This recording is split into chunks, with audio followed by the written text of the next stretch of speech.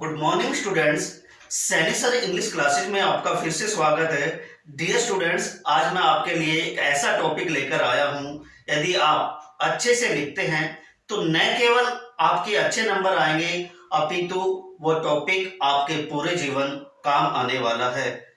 आपको भविष्य में प्रशासन से संबंधित किसी भी प्रकार की कोई समस्या होती है तो हर समस्या का समाधान आपका यूं चुटकी में हो जाएगा यदि आप अच्छे से लिखते हैं। आप समझ ही गए होंगे मैं किस टॉपिक की बात कर रहा हूं। मैं बात कर रहा हूं लेटर राइटिंग की, कंप्लेनिंग लेटर की। चलो अच्छे से लिखना सीखते हैं। देखिए बेटा, ये क्वेश्चन है हमारे पास। You are Mohan oblique Meera living at 62 sector 10 Gurugram. The incidents of pickpocketing and chain snatching are increasing day by day. Write a letter to the superintendent of police complaining about it. कि जो आपका जो सेक्टर है उसमें pickpocketing and chain snatching की जो incidents हैं वो लगातार बढ़ रही है। आपकी इसकी शिकायत करते हुए एक सुपर इंटेंडेंट ऑफ पुलिस को पत्र लिखना है। कंप्लेनिंग लेटर है, कैसे लिखेंगे ये सीखना है। देखिए बेटा, जितने भी कंप्लेनिंग लेटर होते हैं उनमें सबसे पहले हम सेंडर्स एड्रेस लिखते हैं। क्या लिखते हैं? Sender's address. सेंडर्स एड्रेस जो है हम लेफ्ट साइड में लिखेंगे। कहां लिखेंगे? लेफ्ट साइड में लिखेंगे। सेंडर्स एड्रेस जो लिखते हैं उसका भी एक वे होता है, उसका भी एक तरीका होता है लिखने का। सबसे पहले हम हाउस नंबर लिखते हैं। हाउस नंबर कितना है? House number 62। फर्स्ट जो लाइन है उसमें हम लिखेंगे हाउस नंबर। उसके बाद हम लिखेंगे कॉलोनी का नाम या कोई सेक्टर का नाम। जो भी कॉलोनी है, जो भी सेक्टर है, उसका नाम लिखेंगे नेक्स्ट लाइन में। और ये है सेक्टर 10 एस। ध्यान रखना, नेक्स्ट जो लाइन है वो जस्ट इसके नीचे आनी चाहिए। To beautify the letter, letter को सुंदर बनाने के लिए। ये हमने लिख दिया सेक्टर 10। थर्ड जो लाइन होगी आपकी उसमें हम शहर का नाम लिखेंगे, सिटी का नाम लिखेंगे। ये भी जस्ट इसके नीचे आनी चाहिए, गुरुग्राम। ये हमने लिखा सेंडर्स एड्रेस। फर्स्ट लाइन में आपको लिखना है हाउस नंबर, सेकंड में आपका कॉलोनी या जो सेक्टर है उसका नाम लिखना है, और थर्ड लाइन में आपको सिटी या शहर का नाम लिखना है। फिर आपको एक लाइन छोड़नी है। उसके बाद आपको डेट लिखनी है। डेट कैसे लिखेंगे? देखिए, फरवरी 22, 2023, ये आपको डेट लिखनी है। देखिए, डेट लिखते समय आप लोग क्या गलती करते हो कि DATE ये वर्ड आप लिख देते हो। ये वर्ड आपको लिखने की जरूरत नहीं है क्योंकि ये डेट ही होती है, तो इसलिए इस वर्ड को कभी भी मत लिखना। क्लियर? आप डेट जो लिखते हैं, डेट लिखने के 2 या 3 तरीके होते हैं। हम किसी भी प्रकार से डेट को लिख सकते हैं। एक तो ये है जो मैंने यहाँ पे लिखा है। दूसरा, आप ऐसे भी लिख सकते हो 10 मार्च 2023। क्लियर? ध्यान रखना, डेट आपको, ये जो वर्ड है डेट, ये नहीं लिखना, DATE। कई बच्चे क्या करते हैं, DATE यहां लिख देते हैं, जो कि एब्सोल्युटली रॉन्ग होता है। आप इस बात का ध्यान रखिएगा। डेट लिखने के बाद हम क्या करेंगे, फिर से एक लाइन छोड़ेंगे और उसके बाद हम किसको ये लेटर लिख रहे हैं उसका डेजिग्नेशन लिखेंगे। तो हम किसको लिख रहे हैं? Super intended of police. तो हम लिखेंगे the super intended of police.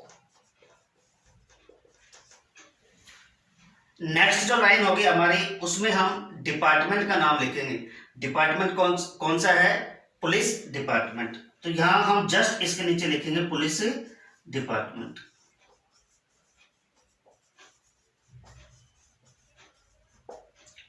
और नेक्स्ट जो लाइन है उसमें हम लिखेंगे गुरुग्राम।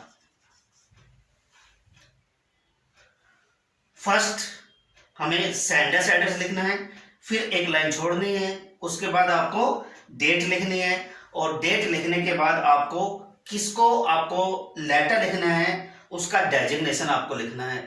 पुलिस कमिश्नर है तो आपको पुलिस कमिश्नर लिखना है, सुपरिंटेंडेंट ऑफ पुलिस है तो सुपरिंटेंडेंट ऑफ पुलिस लिखना है, एसएचओ है तो एसएचओ लिखना है। फिर पुलिस डिपार्टमेंट और उसके बाद सिटी या शहर का नाम। ये सेंडर्स जो एड्रेस है बेटा, यदि क्वेश्चन में सेंडर एड्रेस दिया हुआ है तो आपको वही एड्रेस लिखना है, अदरवाइज आप अपनी मर्जी से कोई भी एड्रेस लिख सकते हैं। इतना करने के बाद आपको नेक्स्ट जो लाइन है उसमें आपको लिखना है सब्जेक्ट। क्या लिखना है बेटा? सब्जेक्ट। सब्जेक्ट में क्या लिखना है आपको यहां से स्टार्ट करना है कंप्लेनिंग अबाउट। अब किसके बारे में कंप्लेन? इसमें स्पष्ट लिखा हुआ है pickpocketing and chain snatching. तो आपको लिखना है complaining about pickpocketing and chain snatching.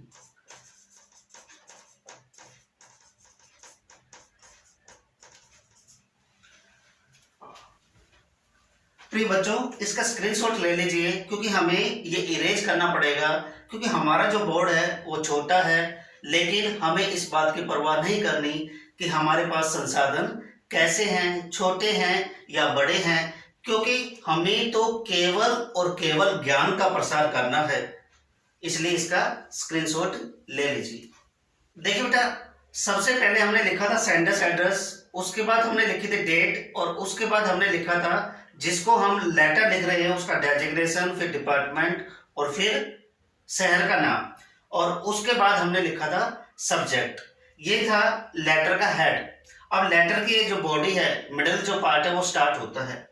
ये जो पार्ट होता है, मिडिल जो पार्ट होता है, ये 3 पैराग्राफ्स में हमें डिवाइड करना है। फर्स्ट जो पैराग्राफ है ये मोस्टली सभी लेटर में सेम होता है, केवल आपको कॉलोनी का नाम चेंज करना है और यहाँ प्रॉब्लम चेंज करनी है। बाकी पूरा का पूरा जो है ये आपको ऐसे का ऐसा लिखना है।